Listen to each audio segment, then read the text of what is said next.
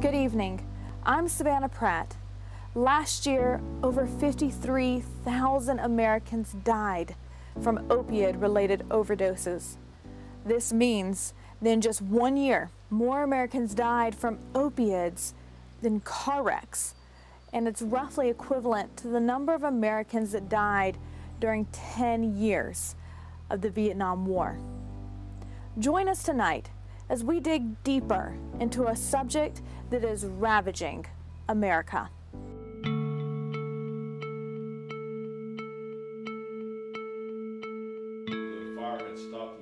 Any alcoholic and drug addict that's been struggling, they'll tell you straight up there's a hell. So we've been through it. Our tolerance for pain is diminishing, but will relief cost you your life? Are you going to get that phone call? Somebody's dying every day. Congratulations to the senior class of 2011. We made it. And what happened? He died. And I thought opiates was what I needed to numb those feelings. It's almost like they need that drug in order to survive. It becomes live to use and use to live. What will recovery look like, and will it demand a fight? I'm not sick anymore. For opiate withdrawals, it's hell on earth. Body gets physically dependent on it to the point where it literally hurts to be normal. Opioids are affecting more people than any drug in U.S. history, and we're here to journey with those afflicted to learn why. Now the doctor's telling me to take them, so the doctor knows better than I do, right? Doctor had the plug from Big Pharma. He said that he would heal me, but he only gave me problems.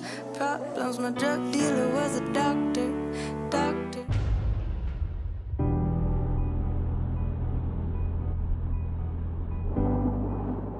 Understanding the everyday reality of an opiate addiction is hard to fathom unless we can gain the perspective of someone fighting the disease.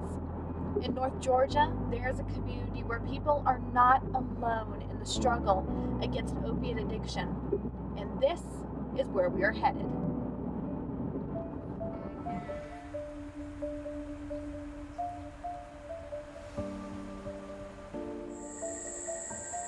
My name is Bo. I've been in the program for 10 months now. My addiction started, like a lot of other people's, with a doctor. I broke both my arms and my collarbone in a dirt bike wreck. I was prescribed opiates, Lortabs. Loved the feeling. When the scripts ran out, I stopped using, but I always remember that feeling. A couple years later, my grandmother passed away. Somebody I was really close to. I went back to using what I knew would numb me, and that's the opiates.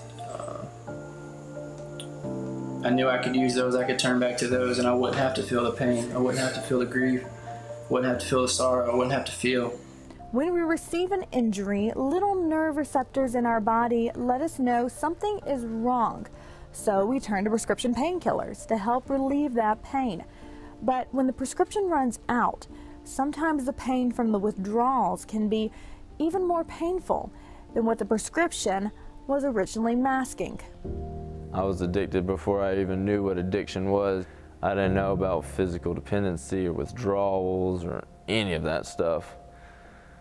But it didn't take long to figure it out. And I got in an accident and hurt my knee, and I got prescribed hydrocodone. And I had built it up to be such a monster in my mind that when it was just this warm feeling, you know, it's just like, oh, this is not that bad. It was so opposite of what I had built it up to be that it almost like took me by surprise. I was like, oh, something that feels this good, it can't be that bad.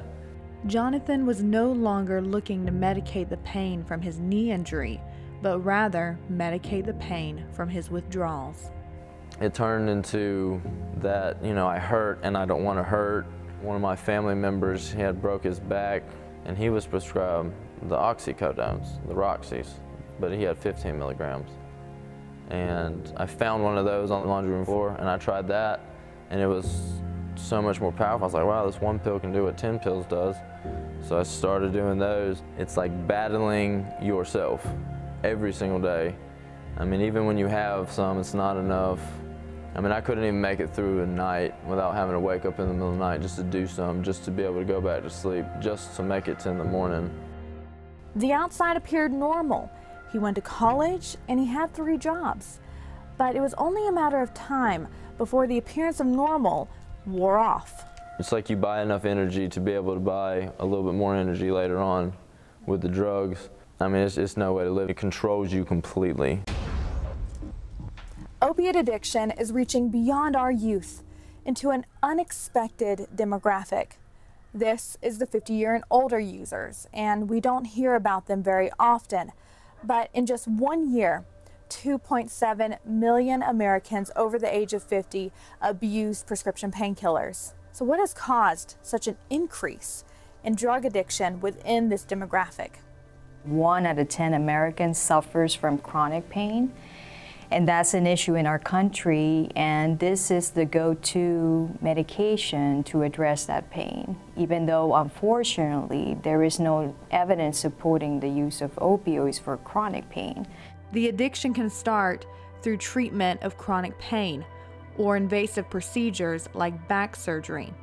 Don knows the struggle of an opiate addiction after 50 because he lived it. I would use probably up to 300 milligrams a day. Wow, 1030 milligrams. Of Oxycontin? Roxy's. My day would be basically just seeking drugs, seeking opiates.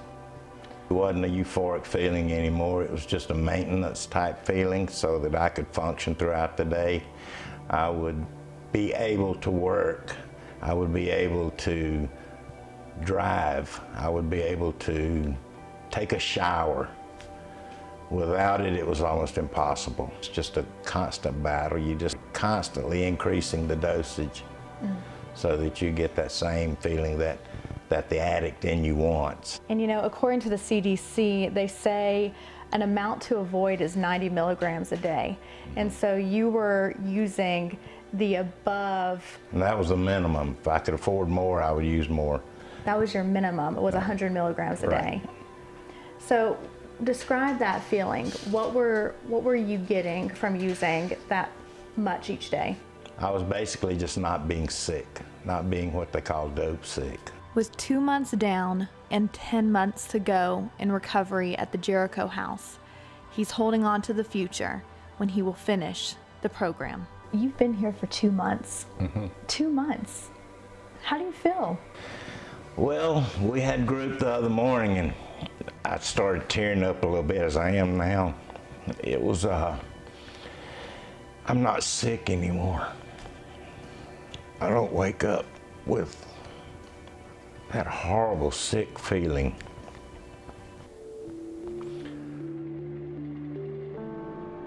Academic excellence came easy for Brantley.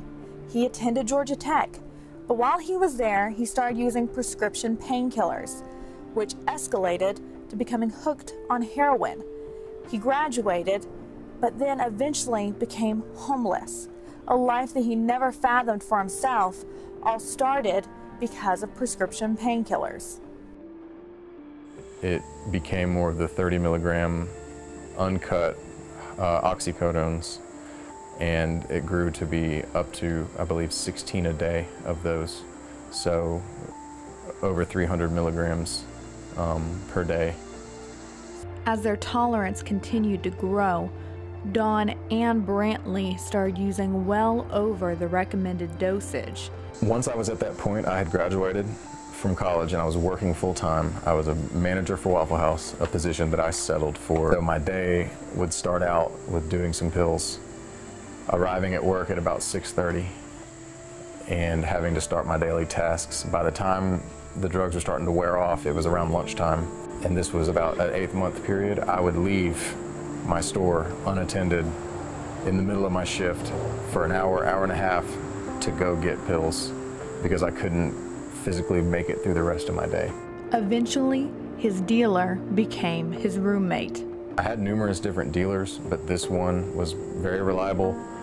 He would front me drugs and let me pay him back later. here and there. Basically, it got to the point where I owed him more than I was going to be able to pay back. And he made the suggestion, hey, if you let me move in with you, you've got this big apartment, I'll knock off that debt. And he basically just took over my apartment. My addiction slowly got worse, obviously. And it got to the point where I owed him money again, and it just escalated to the point that he laid hands on me a few times and I had to get out of there. Brantley went to multiple recovery centers, but relapsed after each one. He just couldn't shake his opiate addiction. There was a guy who came in when I had been there about 4 or 5 days, and he just kept going on and on about how great the drugs were there, how cheap they were, how close it was. In my weak state, wanting to use just to feel physically better, it didn't really take much convincing. I had the guy draw me a map, and I walked out and walked straight to the drug dealer's house. He walked to the Bluffs, which is home to the largest heroin market in Georgia. People come from all over to get their next hit of heroin, and this is exactly what Brantley was looking for. The guy saw me from about a block away and just motioned me over. He knew that that's why I was there. It's the type of environment that it is down there. I would sleep in the outdoor storage room in the back of the Waffle House. No one knew I was staying there. I would only come in at night and leave early in the morning before anyone else showed up for work. Finally, he hit rock bottom. He was homeless, broke, and with only a few minutes left on his prepaid cell phone, he calls his mom to ask for help once again. It was about 40 degrees outside and extremely windy. I was sleeping in the back of an abandoned car and had nothing long sleeve, no blankets, just a few things that were short sleeve, nothing warm, and I was absolutely miserable, and I knew it was going to only get colder. I had a prepaid cell phone with about 28 minutes left on it, and I had no money. I called my mom and asked her to please help me. I need your help again. I can't do this anymore. I'm absolutely miserable. I'll do whatever you want. And she told me, I can't help you, but I can pray for you. And she hung up. Recognizing that his family was no longer there to pick up the pieces, he started taking matters into his own hands to get into rehab. He got into detox, and the next day his mother came and took him to the Jericho house. It's nice to know that there is a future for me instead of possibly dead in a year. You know, the drugs is just a dead end road. There's two places it'll go, either prison or 6 feet under, you know. My name is John. I'm a recovering drug addict. I'm 26 years old, and I've recently come to realize that I'm my own biggest problem. When I was about 20 years old, my opiate addiction began. I started off with painkillers. It started off just a few a week. I didn't come to realize I was really addicted until maybe a few months into taking them. And that's all I got, guys. I love you. Love you, John. For John, opiates masked more than just physical pain. My first exposure to opiates was with my buddy. He came across hydrocodone, 10 milligram pills. I decided to try it, and it gave me a feeling that I've never felt before. It gave me a feeling of security. It gave me a feeling of confidence. It gave me a feeling of concentration. It kind of gave me everything that I was looking for at the time and more. He went into short-term recovery and met Emily while he was there. But after he got out, he relapsed. 30 days of recovery wasn't long enough to break his addiction.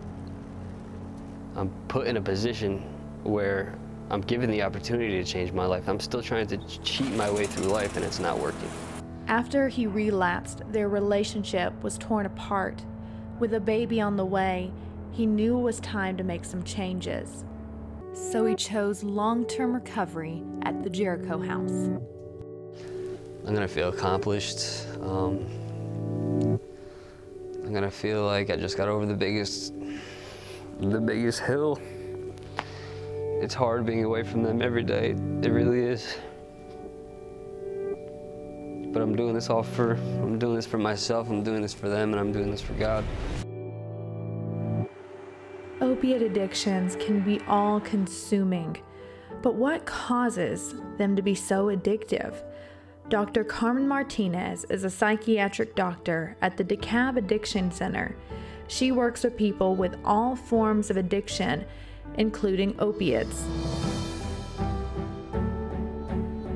It is intended to address pain. It's going to bind receptors in your nervous system to address that and diminish. It also goes to an area in your brain called the brain reward system, and it may have reinforcing effects there. The brain reward system is a little center in our brain that kind of lets us know how good something is. Endorphins, which are feel-good chemicals that your body produces that are released and make you feel good. When you're in love, the same thing happens. But those are natural rewards. A drug does that 100, 1,000 times more than that. It's not something that our brains are meant to take. We grow up believing that the family medicine cabinet holds the remedies to fix all the bumps and bruises of life, but not knowing how dangerous some of the prescriptions in our family's cabinet could be devastating. An adolescent who's, looking at a cabinet doesn't know anything about this, they're likely to try it. If that adolescent is struggling with other things and also happens to have the genetics to develop an addictive disease, that's where it all starts. We made it. We have had our first taste of experience with success. May we experience much more of it in the future. Between high school and college, he got to a point in his life that he was very stressed out. And he went to the family medicine cabinet to try to sleep. He was very bright. His mind just kept turning. And he self-medicated. So he probably was looking for something like maybe Advil PM, Excedrin PM, one of those things that take the edge off and let you go to sleep. And because there was nothing like that in our family medicine cabinet, he found something that said may cause drowsiness. And it was an old opioid prescription, and he took it. So he's just looking in the medicine cabinet, he finds an old Vicodin prescription and uses it, and that's how it began for him. An innocent beginning turned into a terrible addiction. He went from excelling academically and being class president senior year to addicted from the first pill. Our lives, however, I would like everyone to take one last walk with me down memory lane and remember how great our time was at Kennesaw Mountain. How frequently was he using prescription opioids? Daily, at the end. It had ups and downs. There were times very early in his usage that he would stop and he wouldn't use, and then he'd go back to it. And in the beginning, I think you can kind of stop and go, and then the more that you get into it, there's no stopping point. And during those times, it's hell on earth. A parent's worst nightmare was becoming reality. As his addiction got worse, rehab became the next step. And so what was that moment where Davis ended up going into rehab? It just came to a point where we gave him an ultimatum and said, you either go to rehab or find a different way. We still had 2 other children at home, but at the time we couldn't put them into that lifestyle, and there just comes a time when you have to say, you got to make some changes. Right. And he was willing. It wasn't, he didn't fight. He was like, it's time. It is not the mountain we conquer, but ourselves. The senior class of 2011 says, we conquered the mountain. Now, onto ourselves. If you have not experienced it, it's something that you cannot even fathom. 20 days of recovery went by quickly, and now it was time to bring him home. What was that like, bringing him home? Did you guys think that you were over that hurdle? Or? Of course. You know, he had been to rehab, he had had counseling, he had had psychiatric people work with him. He looked amazing. He had the light back in his eyes. He had gained weight. He looked beautiful. He was my son again. And so you look at that picture and you think, wow, he's back. We'd done the work. He had done the work. Right. Yeah. He turned to heroin to cope with his post-acute withdrawal symptoms. But he's not alone.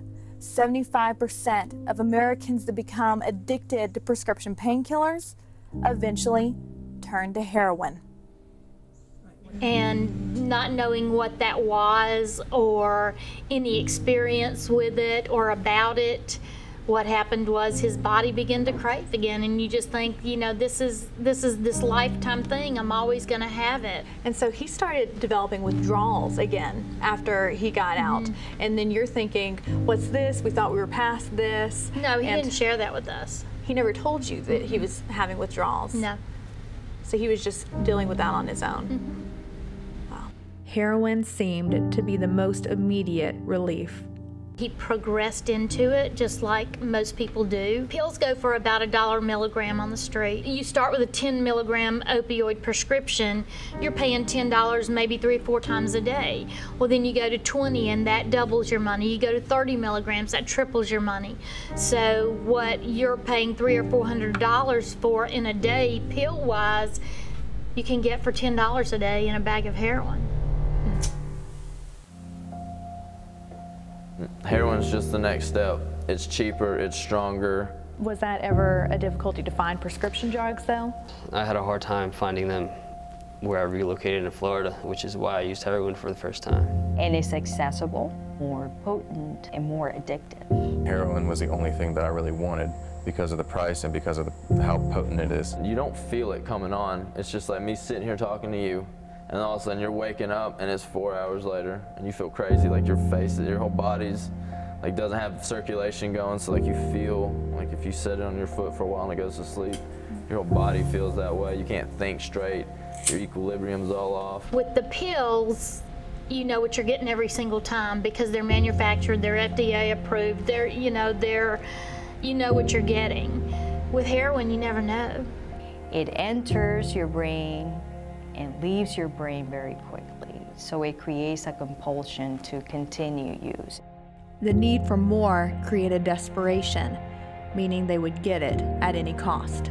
When I broke into a dealer's house in the Bluff, probably the most dangerous thing I've ever done in my life.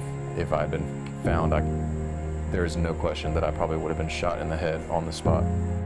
It's dangerous. You don't feel it though. It's just like you're gone, and some people just don't wake up from that. And that's an overdose. Far too many overdoses are happening because of this illicit drug, and the outcome is sometimes fatal.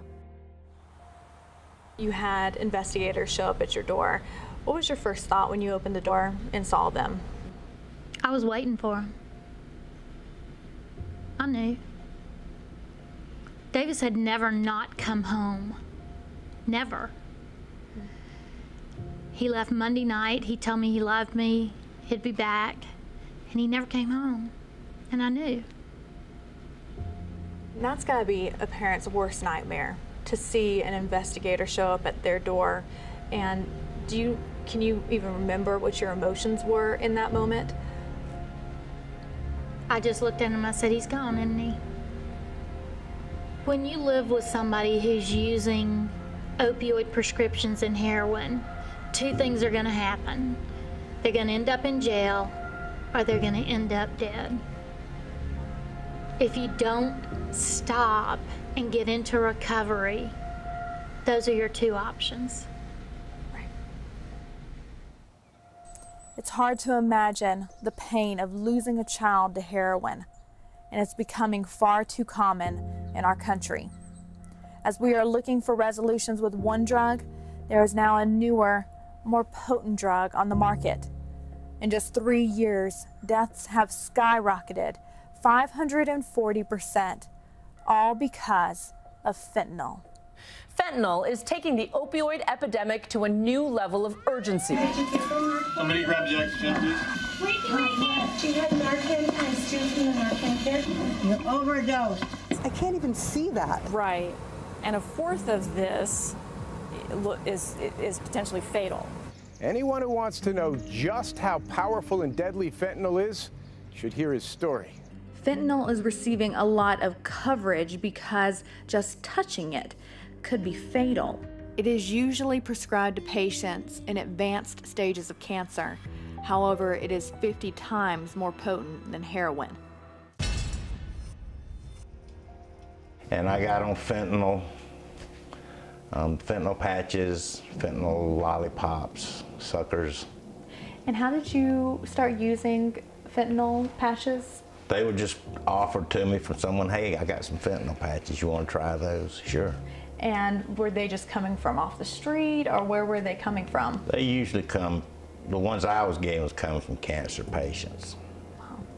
The lollipops themselves, you just kind of swab your gums a couple of times. I was sucking them like a lollipop.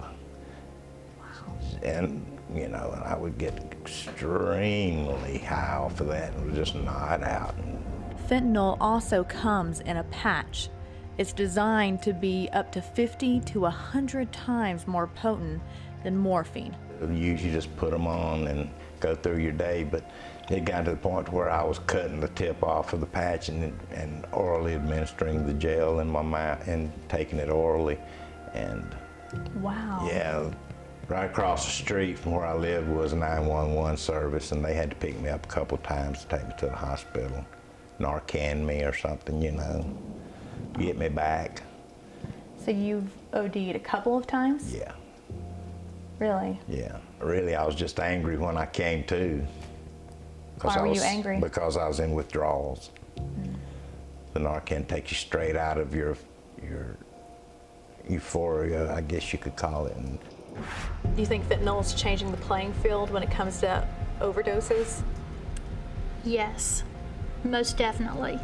Fentanyl particles can get up in your nasal passages, whatever, and you'll pass out. It's happened to law enforcement. The smallest amount that you can hardly see of fentanyl can now kill you, and fentanyl will kill you. If you say heroin is unforgiving, fentanyl is fatal. With opiate addictions on the rise, getting in recovery and getting in community seems to be the key to winning this fight. Stressful times came. I walked into the Jericho house 10 months ago at 185 pounds. A strong wind could have blown me away, man. I was in good shape, but the drugs took me down to just nothing. I was just an empty shell of a person. I'm very grateful I don't have to wake up in the morning and have a chemical just to be able to be happy, just to be able to smile, just to be able to be me. Very grateful I can look in the mirror now and accept who I am and love me for who I am. Very grateful for the guys here, for the staff, like I said. That's about all I got. Love y'all. Recovery is raw and it is gritty, but community is where the healing begins. You see this, I'm cut off. One form of recovery is using prescriptions like Suboxone or methadone to treat prescription opiate addictions. While some say that this is trading one addiction for another, Dr. Martinez says that we have to first understand what addiction means. So we have to remember what defines an addiction. It's usually a set of behaviors that cause severe impairment in somebody's life. So when you have somebody going to a methadone clinic, taking their daily dose of methadone early in the morning, going to work, having a family, taking care of themselves, having a stable life, that is not an addiction. So I think we all need to understand as a community that addiction is not just taking a substance, it's the state of behavior that accompanies that. The DeKalb Addiction Clinic is an abstinence-based recovery program rather than a medication-assisted rehab program. There are a number of facilities in Georgia that focus on treatment through medications like Suboxone and methadone. Some of our recoveries said those prescriptions only became addictions too. Do you regret going the route of using methadone to try to get over your opioid addiction? At first, it kept me from seeking other drugs, but like I say, it became an addiction within itself. I would dose one at the window and take 28 home, and 28 doses to a drug addict, or I would usually double or triple up, start off with, you know, so I can get that euphoric feeling. Because there's a lot of controversy surrounding treating opioids with another prescription. How did you feel that Suboxone, did it help you or did it hinder you in your recovery? I think it hindered me. The only thing I think Suboxone did for me was buy me time. I was still abusing Suboxone. Suboxone was giving me exactly what the opiates gave me. It numbed my feelings. It gave me an escape. So what is the difference between Suboxone, methadone, or hydrocodone and Oxycontin? Yes, so methadone and Suboxone, it's important to distinguish them from the actual opioid that the person is abusing, because they don't necessarily do that. Let me give you an example with heroin. Heroin is a drug that quickly goes into your brain and quickly gets out, so hence the compulsion to keep using it over and over again. Methadone is a long-acting opioid, which means that it doesn't give you those highs or lows. It kind of keeps a steady state when it comes to providing that comfort. I personally am not against a medically supervised short-term Suboxone detox maintenance to help with detox. I have no problem with that. You know, but there's also the other side of it is sometimes having to go through that detox without medication really burns it in your head. Hey, I don't ever want to go through this again. So there's two sides to it. This is a controversial topic, and it will probably remain this way as we search for ways to decrease the epidemic. The alternative is abstinence-based recovery. About 21 days after he went in, they said, we've done everything we can do, and he's being released. We didn't have the knowledge that 1 month of rehab wouldn't even touch an opioid addiction. After that point, I found out research, probably almost a year later, that if you go into a rehab situation and it only lasts for 28 days, for an opioid addiction, you're 32 times more likely to come out and die within 4 months than if you'd never gone at all. So all it does is lower the tolerance of your body to the drug, and then your brain hasn't had time to heal. So it's like you're physically better, but your brain doesn't understand that. Do you think that that would have had a different outcome for your son if he had gone to a longer program? Well, if you can get a year in recovery, you're 67% more likely to stay in recovery. So the longer that you stay in recovery, the likelihood increases that you'll stay there. Right. So, yes. It's smart to not hurt if you don't have to. This is where we meet Larry. He founded the year-long abstinence-based recovery program called the Jericho House, based on his own experience struggling with an opiate addiction. When I started taking the pain pills, my back got worse because it masked over what was going on. My body was saying, hello, something's wrong. And we were living a generation where we just do away with the pain. He had back surgery when he was 30. Now he looks back on that time and it motivates him to help others. If I started feeling pain in my back, running out of pills, he would fill them. Well, this doctor particularly, whether it's from ignorance of addiction or whatever, I pretty much could get him to write anything I wanted. So we live in an age of medicating, and we'll do or take anything to avoid feeling what we don't want to feel. And pain's certainly something we don't want to feel. After he broke his own addiction with opiates, he set out on a journey to start helping others. And then the Jericho House was started. I realized that there was a whole community of people that were trying to get help with addictions that weren't being addressed, and that was dual diagnosis, where folks that were struggling with addictions, but they also had depression, anxiety, other mental health issues. And so we set this course to explore letting people in with dealing with dual diagnosis and working more closely with professional mental health people and so on. And I'm so glad we did, because we've got some of the coolest people, that we would have never had in the program, and they're getting help, and they're learning how not to be ashamed of the fact that they have needs that are different. The Jericho House was born from the idea that people need time for their bodies and their brain to heal from an opiate addiction. 50% of the men at the Jericho House are recovering from opiates. We definitely want to paint the picture for him and guide him, but the men in the program just swallow them up. They take them in as brothers, and usually they're still, even if they've been through a detox center, they're still kind of not totally detoxed, so we kind of give allowances there. But the first phase is orientation, and the second phase is what we call the regeneration process. And then the third phase is inner healing, and then the last phase is discipleship. So what happens after a year in recovery? When they're back facing the reality of their life, what steps can be taken to ensure the recovery lasts a lifetime? While they're in the formal setting of rehab or incarceration, they do great. Davis did great in rehab. When they come out, they relapse because there's no aftercare. So the zone provides aftercare. And as with any other disease, if you don't manage it, you'll succumb to the disease. The zone is a place where you come to stay healthy. And you may need it once a month, you may need it every day, you may need to be dropped off in the morning and picked up at night. You need that connection. Connection is the opposite of addiction. And without that connection, it won't end well. So the zone is where people come in recovery to stay in recovery. The zone has counselors and group sessions available every day to help people in opiate recovery.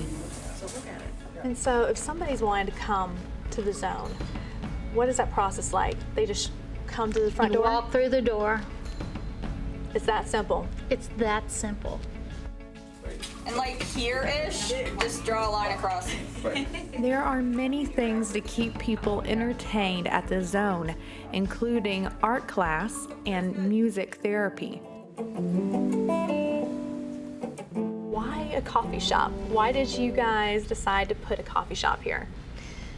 If you know anybody who's ever suffered with the disease of addiction, I don't know any of them who don't drink caffeine. But what we were finding out is when we opened the doors and people were coming in for meeting and they were coming in for social connection and whatever, if anybody left to go anywhere, I'm running to the coffee shop, I'll be right back. So we said, shoot, that's an opportunity. So people love coffee shops, they love internet cafes, they love social connection, and a coffee shop provides all of that. So we're putting baristas, people in long-term recovery, back to work as baristas. Anytime you come into the zone, you're working with people who are peer support. The zone is able to offer so many different ways to help people because it is completely funded by the Davis Direction Foundation. Also, tell us about the dog that's walking around. Yeah, tell us about Ollie. What is her purpose here? Ollie was donated to us or gifted to us by Southeastern Guide Dogs. And Ollie is a seeing eye dog, certified seeing eye dog, certified veterans PTSD dog, and a certified facility therapy dog. Oh, wow. She has more training than most of us. And what she does here is she loves everybody unconditionally. And that's her job, and she does it well. She will kind of gravitate around the room and then gravitate to the person, and she'll just lay her head right in their lap. Just provides love. You decided to look at opioid recovery in the face and say, that shouldn't have happened. We're going to do something to help. And you opened the Davis Direction Foundation and the Zone. Why? Why did you decide to do that? After Davis died, people from all over the community came out of the woodworks. And because now they knew that you had been through what they were going through, they wanted to share their story. And I had no idea how prevalent drug use was in our community. So 3 weeks after he died, we opened the Davis Direction Fund. And 4 months later, we were a determined 501c3 nonprofit. The Jericho House is also helping with aftercare by teaching the men trades that they can then use after they leave the program. A lot of the guys that come here, especially the younger, the work ethic's not where it probably needs to be. Their number one job is to go get high. One of the trades taught is woodmanship, and it's taught in the Jericho House wood shop. For me, it's kind of funny because this job I have at Jericho House is now turning into something I can see myself carrying on when I leave here. The old wood that we take from like 100-year-old barns and all, it kind of was like these guys. I mean, it's repurposed wood. It was built for one thing and torn down and built for another. And that's kind of like what the lives of these guys are going through. They came here broken and seemingly have no purpose. So just taking the wood and just letting these guys sand it down, refinish it, and build something beautiful, it's just kind of like their lives. It kind of lines up with our mission. You know, that is what a lot of these guys are, and myself included, you know, coming in here bruised, battered, and beat up and getting polished up, and then, you know, sit back out in the world to be a productive member of society instead of taking, you know, you give back. But it's amazing how quickly they get the vision of it. They start feeling purpose. You know, this saddest commentary was a man's life ending not knowing why it began. And so they find purpose. They're also a part of something bigger than themselves. The industries, whether it's the wood shop or the other industries, they bring in income. This place has saved my life, and it's not one guy, but it was everybody. You know, it was, I mean, I can't thank just one, but it's all of them, and it's, you know, it's the effort that they all put into this place, and I can only speak for myself. It gave me a place to look back, reflect, and gave me a place to change and grow, and again, I'm grateful for it. What would you say to someone that is considering going into a recovery center, maybe even the Jericho House, but they're afraid of the withdrawals, they're afraid of taking that step? What would you tell them?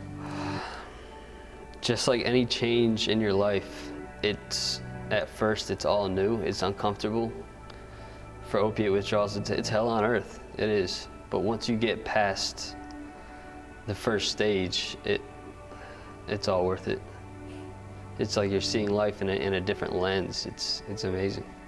Since John has been in the Jericho House, he and Emily have gotten engaged, and they're raising their precious son, Paul. It takes a little hard times. That first week, I didn't sleep for 8 days. In the same breath, it's so much better to be able to wake up, not need nothing to get up. They treat you like family there. They help you in ways that you don't even know that you need help in yet. And what would you like to tell the Jericho House as a whole for getting you to this milestone? I've still got 10 months to go, but I don't look at it as 10 months. I look at it as one day at a time. I feel it's going to feel like a lot of freedom. I thought that I was free when I was using, but I was really bound. The reality of the prescription opioid addiction is closer to you than the other people that we've spoken to. Is that reality ever prevalent to you today? No, actually, in honesty, I still think about it. I still have a craving for it. If I was out there, I'd probably still be using. I've got this hedge of protection around me at this moment, and it's where I need to be right now. Brantley graduated from the Jericho House 3 years ago, and now he is a counselor helping other men struggling with their opiate addiction.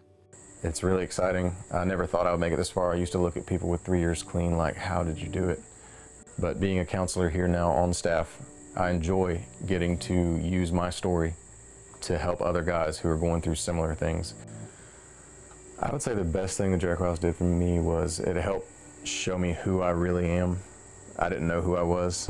I got married about 9 months ago, and that's been like the greatest blessing of my entire life right there. And getting to use my experience, all of my experiences, to help them is like the biggest blessing I could ever do. You know, we don't get paid a lot, but it's not about the money for me. This is what I'm called to do. After 12 months of recovery, Jonathan has made it to graduation. You start the program and you really want it to end. right off the bat. Like, that's the first thing you're looking forward to. It's not fun to have to look at yourself and work on yourself every day. Right. So, but going throughout the program, you find that it's the journey and not the destination that really means something. That's where the change comes from. It's a challenge to overcome, you know, more the drug addiction than the program. So, you know, I'm very thankful on that aspect of it, that I'm able to not be a complete slave to my drug anymore. The time and the effort and the energy that these men invest into this place is amazing, especially for the return that they get. You know, not a lot of people go out and invite drug addicts to come stay at their house. And it's an amazing thing that they do, it really is. I think the thing that was different with Jericho House than other programs is they really try to get you to look inside and try to decipher why you're being so self-destructive. Just get the word out that there is help and there is hope. Today you're at the graduation for Jericho House. How does it make you feel seeing the graduees, and does it inspire your journey in recovery? It makes me feel inspired because I know each and every one of these men, and I've seen the progression to when I got to the Jericho House 7 months ago. From then till now, it's very inspiring just to see the changes that they've all done. But I can tell you this much: once I gave everything to God and made the decision to come to the Jericho House, it seems like all these things that I was trying to juggle and trying to manage and try to force are all being worked out by me being here. I'm my own man again, and I'm not controlled like I used to be. So that part I'm very thankful for. I'll tell you what it feels like to see them up on that stage graduating. It feels like payday. It is very rewarding because of a lot of reasons. And one of the reasons I was thinking about earlier today is you know, my family gets pretty big when we do graduations. So that's always exciting, adding a new member to the family. The investment it takes to walk with one guy for an entire year, every day, seeing them struggle, seeing them slip and fall sometimes, but seeing them get back up, seeing these things click, and seeing them realize what they need to do, and then actually watching them do it. It's the greatest feeling in the world. It's only been a little bit over a year, so I can still very vividly remember how bad it was, and that's something that I hope never to lose, because I feel like that's one of the key factors that will keep me sober and keep me along the lines of walking it out, that not trying to go back to what I used to do and how I used to be. You know, I don't ever want to forget where I came from or who that person was, because somewhere inside that person's still there. And if I give them that chance, they're right there waiting for me. Find your passion, dream your dreams, and follow your instincts to success. What kind of legacy do you think that the Zone and Davis Direction is almost leaving for Davis? I hope it's leading a legacy of wellness, because if you manage your disease, you can stay just as well as you want to stay. Rows and rows of picture frames hang on the wall at the Zone. These are the lives that were loved and lost to the disease of opiate addiction. Drugs designed to relieve pain have left these families with the worst pain of all. Missy devotes her time to helping people in opiate recovery so that one day families don't have to bear the pain of losing a loved one to opiates.